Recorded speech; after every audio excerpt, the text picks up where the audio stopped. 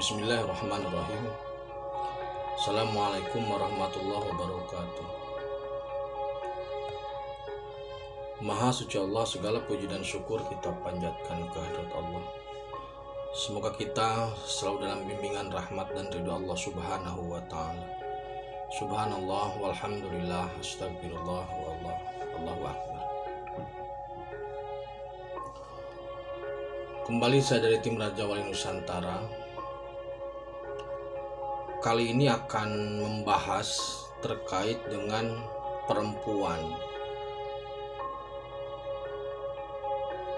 Membahas atau membicarakan perempuan itu sama dengan membicarakan jin, tidak ada habisnya. Selalu ada hal yang menarik. Jika kita menyukainya, maka akan ada 1000 cerita tentang keindahannya. Tetapi jika kita membencinya pun demikian, akan ada 1000 cerita tentang keburukannya. Perempuan yang akan kita bahas adalah spesifik terkait dengan istri. Jadi yang diangkat kali ini adalah lelaki-lelaki di DKI atau suami-suami DKI di ketiak istri.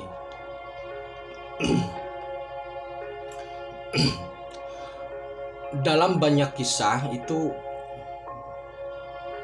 atau dalam banyak jargon sering diceritakan bahwasanya di balik lelaki yang hebat itu atau di balik lelaki yang sukses itu terdapat perempuan yang luar biasa, terdapat perempuan yang hebat, atau terdapat istri yang hebat. Itu fakta. Sebagaimana halnya di belakang Bung Karno itu ada Ibu Fatmawati, di belakang Soeharto itu ada Ibu Tin. Jadi banyak sekali perempuan yang memang menjadi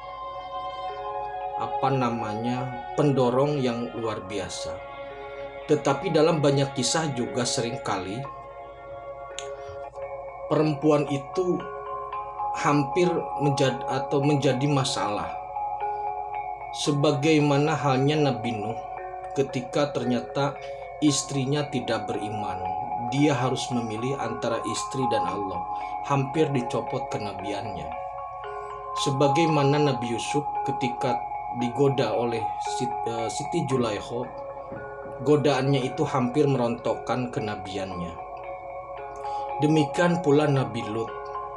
Demikian pula Rasulullah ketika Siti Hafsah itu agak ngedumel lah waktu itu. Jadi satu sisi perempuan itu menjadi pendorong yang luar biasa seperti halnya Siti Khadijah, tapi sisi lain membuat hampir celaka seperti halnya Nabi Nuh. Dalam struktur ujian seorang istri itu, ini spesifik istri ya maksudnya. Dalam struktur ujian seorang istri itu ada di belakang. Jadi ujian bagi seorang suami itu ada 4. Di depan ada anak, di kanan ada keluarga, orang tua, adik, kakak dan yang lainnya. Kemudian di sebelah kiri ada teman, sahabat, dan di belakang itu istri. Anak yang di depan itu biasanya menjadi sandungan atau ganjalan. Banyak tokoh-tokoh besar yang jatuh karena anak. Kemudian karakter depan sandungan, karakter kanan dan kiri itu sliding lah, kalau bahasa bola slidingan ya. Tetapi yang depan, kanan dan kiri itu masih bisa dihindari karena terlihat. Sedangkan yang di belakang itu jarang terlihat. Seorang perempuan, seorang istri bisa mendorong suami untuk sukses, tetapi bisa mendorong untuk terjerumus ke dalam hal yang nista. Banyak kasus gara-gara istri suami korupsi, gara-gara istri suami menjadi pejabat yang baik, itu banyak. Sebenarnya laki-laki itu kalau boleh dibilang ya,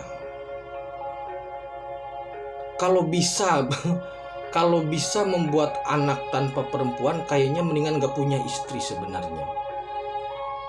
Karena perempuan atau istri itu kalau sudah ngomel itu luar biasa. Double stereo, bukan lagi stereo tapi double stereo. Tetapi karena secara spirit seorang laki-laki tetap membutuhkan perempuan. Hidup laki-laki itu dari lubang, mencari lubang, menggali lubang, masuk lubang. Itu struktur alamiahnya begitu. Jadi kemuliaan seorang istri bisa menjadikan lelaki atau suami mulia, tetapi hinanya seorang istri bisa jadi kemungkinan ada untuk bisa menjerumuskan suami.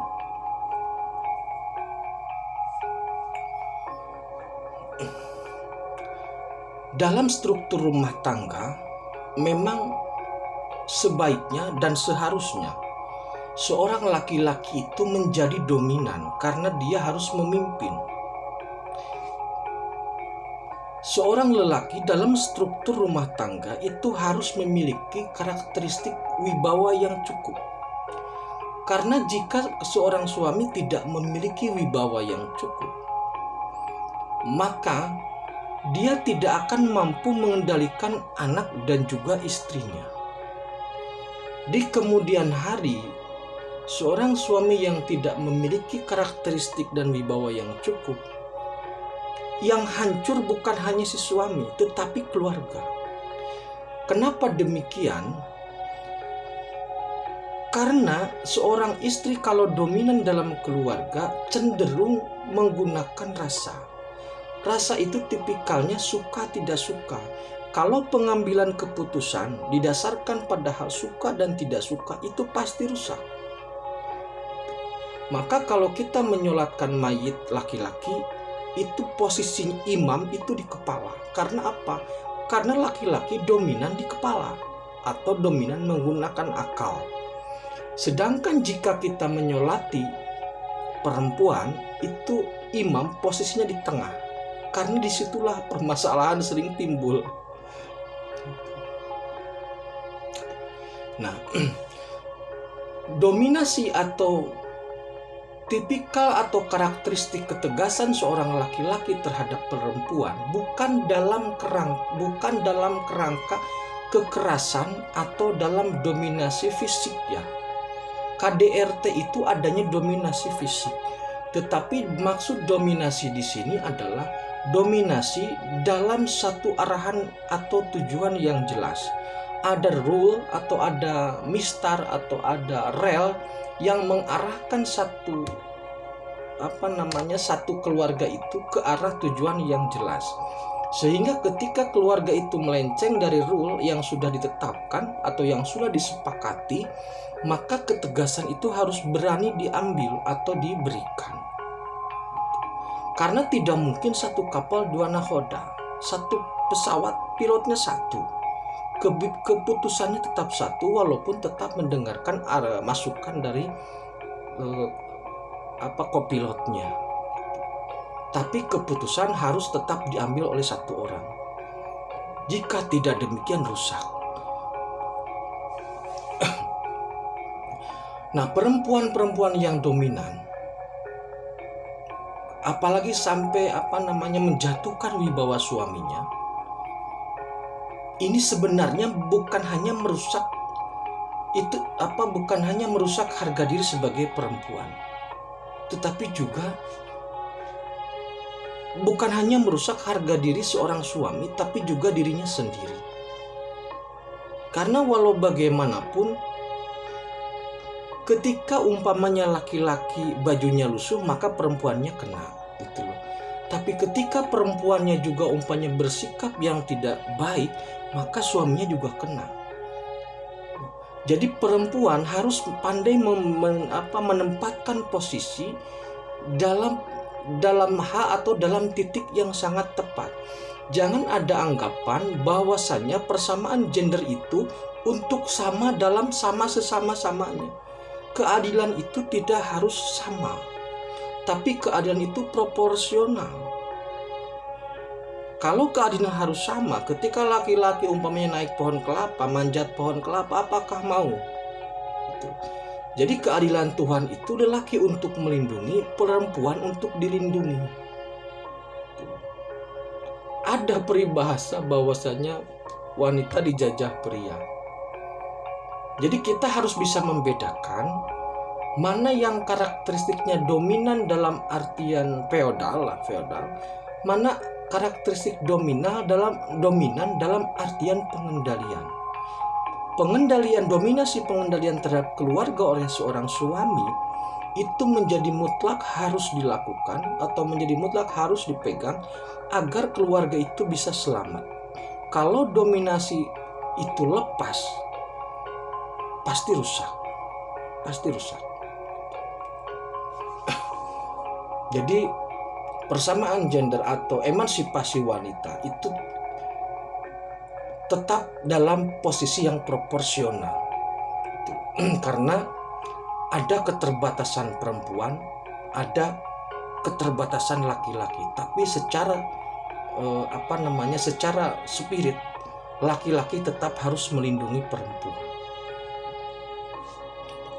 Itu terkait dengan perempuan. Jadi saya menghimbau kepada seluruh suami agar bisa menjadi imam yang baik, agar bisa menjadi pengarah yang benar, bisa menjadi pemimpin yang adil dalam rumah tangga, mengambil keputusan, mengambil kebijaksanaan yang bisa menyelamatkan keluarga.